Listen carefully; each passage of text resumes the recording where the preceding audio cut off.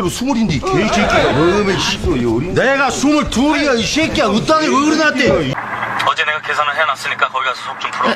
이만큼 할게. 존나 카리스마 있어. 그러니까 여자들이 뻑이 가지.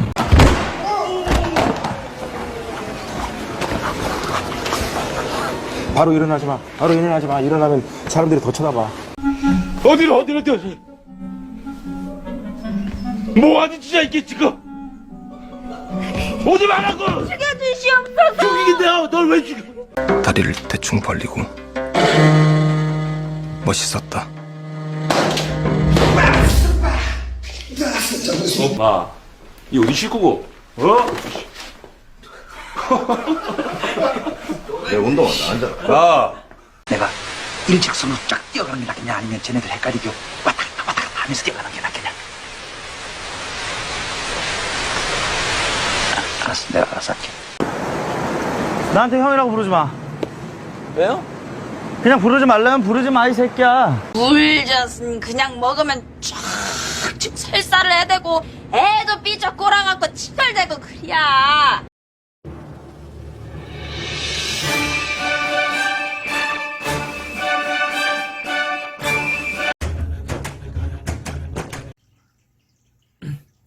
안녕하세요. 정치를 품격 있게 풀어드리는 정치 클래스 TV의 심상만입니다. 오늘은 한배탄 BTS 블랙핑크 공룡 플랫폼이 된 위버스란 제목의 기사를 소개하고 레딧 게시판에 한국 드라마를 처음 봤을 때 받았던 문화적 충격이란 제목의 게시글의 해외 댓글 반응까지 살펴보겠습니다. 먼저 BTS와 블랙핑크가 한 배를 탄다는 흥미로운 기사가 올라왔는데 그 내용이 어떤 것인지 소개하겠습니다. 지금 현재 세계적인 트렌드가 컨텐츠 플랫폼들이 대형화되고 글로벌화되고 있는 가운데 그 대표적인 예는 유튜브와 넷플릭스, 애플TV 등을 들 수 있습니다. 그러므로 가장 우려되는 것이 대형화되는 컨텐츠 플랫폼들이 각국의 컨텐츠 제작자들을 모두 흡수하여 컨텐츠 제작자들이 글로벌 플랫폼 기업들의 하청업자로 전락하지 않느냐는 우려가 있는 가운데 한국의 K드라마나 K영화가 넷플릭스에서 한창 뜨고 있습니다. 그러나 그 호불호는 갈리고 있습니다. 이 와중에 한국의 K-팝이 국제적으로 성공을 하고 있고 이 K-팝을 홍보하는 한국의 플랫폼이 통합을 통해 대형화한다는 소식이 있어 지금부터 그 기사를 살펴보겠습니다. 네이버, 빅히트 엔터테인먼트, YG 엔터테인먼트가 K-팝 혈맹을 구축했습니다. 네이버는 빅히트의 자회사 BNX에 4,110억 규모의 투자를 단행, 빅히트와 BNX는 YG 자회사 YG 플러스에 700억을 투자하며 전략적 제휴를 강화했습니다. 네이버는 27일 이사회를 열고 빅히트의 팬 플랫폼 위버스를 운영하는 자회사인 BNX의 49% 지분을 투자하기로 결정했습니다. 빅히트도 같은 날 BNX 네이버의 브이라이브 사업부를 양수하는 안건을 결의했다며 BNX의 사명을 위버스 컴퍼니로 변경하는 안건도 함께 결의했다고 공시했습니다. 자회사 BNX를 통해 브이라이브 사업부를 양수하는 빅히트는 네이버와 협력해 양사의 위버스와 브이라이브의 사용자, 컨텐츠, 서비스 등을 통합한 새로운 글로벌 팬 커뮤니티 플랫폼을 만들 예정입니다. 그동안 엔터테인먼트 시장에서 오랜 기간 동안 경험과 노하우를 쌓아온 빅히트가 최대 주주로 사업을 주도하고 네이버는 기술 역량에 주력해 양사의 시너지를 극대화하겠다는 전략입니다. 네이버는 브이라이브 사업부 양도자금으로 BNX의 지분을 추가 인수해 BNX의 2대 주주가 될 예정입니다. 또 빅히트, BNX와의 협력을 통해 팬 커뮤니티 플랫폼 영역에서 글로벌 리더십을 지속적으로 가져갈 수 있도록 상호 협력할 계획입니다. 네이버는 글로벌 시장에서 영향력을 확대하기 위해서는 경쟁력 있는 플랫폼 간의 긴밀한 협업이 필요하다며 글로벌에서 경쟁력 있는 K기술에 K콘텐츠를 더해 글로벌 엔터테인먼트 시장에서 독보적인 플레이어가 될 것이라고 기대감을 전했습니다. 빅히트 측은 2019년 론칭 이후 위버스는 폭발적으로 성장하며 글로벌 음악 시장에서 팬 커뮤니티 플랫폼의 필요성과 영향력을 확인한 바 있다며 네이버와의 전면적인 협업을 계기로 위버스와 브이라이브는 글로벌 시장에서 독보적인 위치에 오를 것이라고 밝혔습니다.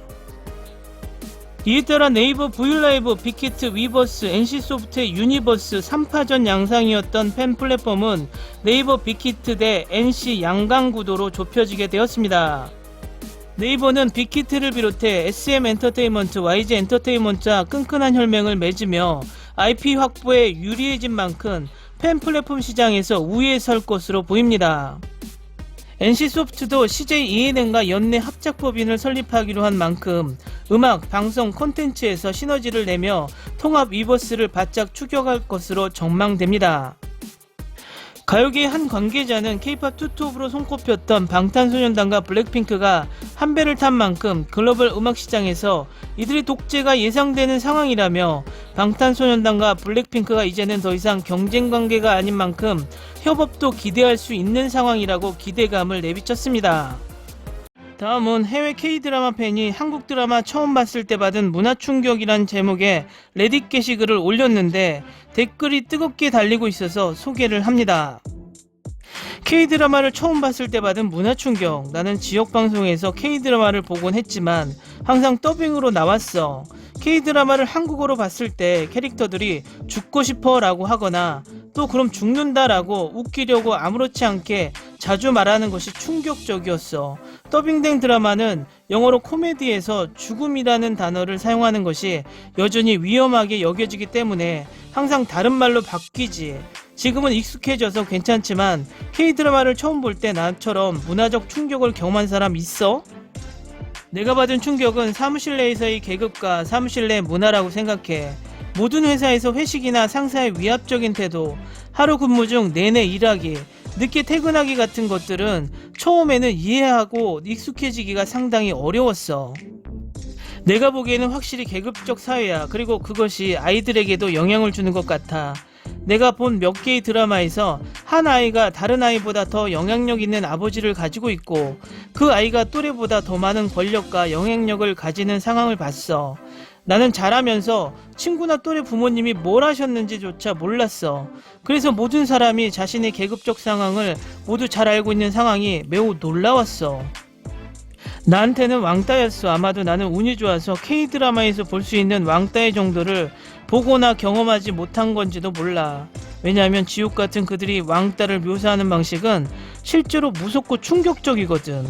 나도 가끔 반 친구들을 괴롭히기도 하고 왕따를 경험하기도 했지만 드라마에서 보는 것에 비하면 별거 아니었던 것 같아.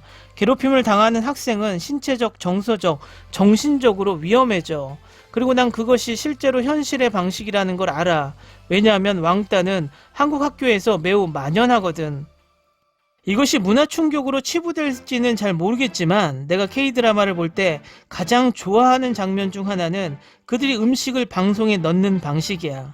등장인물들이 주로 패스트푸드를 먹거나 커피를 마시는 모습을 보이는 서양 드라마와는 다르게 한국에서는 다양한 종류의 음식과 간식을 먹는 것을 볼 수 있어서 좋았어. 또 나는 작가나 감독들이 시리즈에서 더 많은 대사 없는 장면이나 반성하는 장면을 넣는 방식이 마음에 들어. 예를 들어 나의 아저씨에서는 캐릭터들이 걷거나 기차를 타거나 음식을 먹거나 창문이나 공간 등을 보는 장면들이 많아서 좋았어. 가족 안에 존재하는 매우 명백한 서열이 있는 것 같아. 미국에서 만약 누군가가 다른 사람을 때린다면 게임 끝. 그건 바로 소송감이고 감옥으로 가는 거지. 여기는 다른 방식으로 들어왔지만 나는 K-드라마를 볼 때 사람들이 집에 들어가기 전에 신발을 벗고 집에 들어와서 손 씻어 먹게, 잘 먹고 간다라고 말하는 점이 놀라울 정도로 신선했어. 우리 문화권에도 그런 비슷한 문화가 있거든. 그래서 보는 재미가 더해지는 것 같아. 내 첫 K-드라마는 사랑의 불시착이었는데 캐릭터 이름이 너무 헷갈렸어. 나는 성을 이름 앞에 붙인다는 것을 몰랐거든. 그 사실을 알게 되었을 때 큰 충격이었지. 내 첫 번째 K-드라마는 첫사랑은 처음이라서였어. 사람들이 평범한 만남을 가지는 것이 왜 이렇게 이상하고 부끄러워하는지 이해할 수 없었어. 내가 특수한 곳에서 태어났는지 아니면 부자인 부모를 가진 게 아니라면 18세에서 30세 사이에 거의 모든 사람들이 평범한 거지. 나는 또 비가 오기 시작하는 장면이 기억나. 심쿵.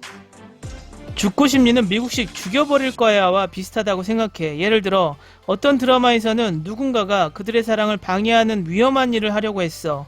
사랑하는 사람은 빨리 돌아오는 게 좋을 거야. 안 그러면 내가 널 죽여버릴 거야 라고 하는 거지. 그래서 내 요점은 죽고 싶니? 라고 생각하지 않는다는 거야. 듣기에 그렇게 충격적이었어? 나만 안 그런 거야? 총이 없다는 점이 놀라워. 태양의 후예에서 강 박사는 응급실의 외과의지만 해외에서 일할 때만 총상을 봤어. 그 후 찾아보니 한국의 총기 사망률은 사실상 10만 명당 0.08명이었어. 또한 사무실 계급. 여기서 사무실 회식에서 술에 취하는 것은 나쁜 것으로 여겨지더라. K드라마를 보면 한국에 대해 기대하게 돼. 나에게 문화 충격에 가까웠던 건 K드라마에서 폭력이 만연했다는 거야. 부모들은 아이들을 때리고 고용주는 직원을 때리고 형제는 서로 때려. 특히 최근 아동에 대한 신체적인 구타가 불법으로 여겨지는 나라에서 자랐기 때문에 이것이 현실이라는 것을 알면서도 K드라마를 보면 아직도 충격을 받아. 내가 K드라마를 보게 된 계기는 힘센 여자 도봉순의 영상을 보고 남자 주인공이 여자 주인공으로부터 굿나잇 메시지를 받고 너무 기뻐하는 걸 보고 깜짝 놀랐어. 미국 TV 드라마에서는 이런 것을 기대하지 않았을 텐데 말이야. 약간 관련이 있지만 TV 화면 블러 처리가 놀라웠어. 특히 어떤 때 언제 블러 처리하는 것. 칼을 무기로 사용하는 경우 흐릿함. 칼이 요리 도구로 사용되는 곳 괜찮음. 총이 무기로 사용되는 곳 괜찮음. 한국에서는 총에 쉽게 접근할 수 없기 때문. 똥 흐릿함. 이건 괜찮은 게 아무도 똥을 보고 싶어 하지 않으니까. 오늘은 여기까지 하겠습니다. 오늘도 강화된 사회적 거리두기 꼭 실천합시다. 여러분의 구독과 좋아요는 저에게 큰 힘이 됩니다. 항상 시청해 주셔서 고맙습니다.